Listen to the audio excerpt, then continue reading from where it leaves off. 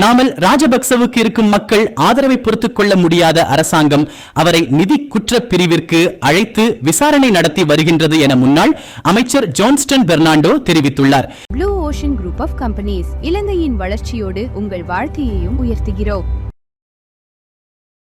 நாடாளுமன்ற உறுப்பினர் நாமல் நிதி குற்ற புலனாய்வு பிரிவிற்கு விசாரணைக்கு அழைக்கப்பட்டமை குறித்து ஊடகங்களுக்கு கருத்து தெரிவிக்கும் போதே அவர் இவ்வாறு குறிப்பிட்டார்.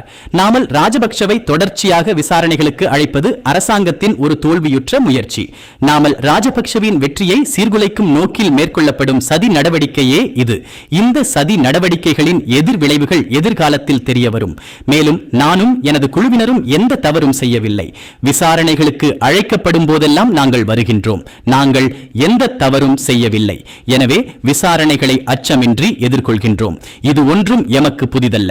நாமல் ராஜபக்சவுக்காக இப்போது மக்கள் பெருமளவில் அணி திரள்கின்றனர். எனவே இதனை ஏற்றுக்கொள்ள முடியாத அரசாங்க தரப்பால் இது போன்ற சதி நடவடிக்கைகள் மேற்கொள்ளப்பட்டு வருகின்றன. இதற்கான விளைவுகளை எதிர்காலத்தில் சந்திக்க நேரிடும் என குறிப்பிட்டுள்ளார்.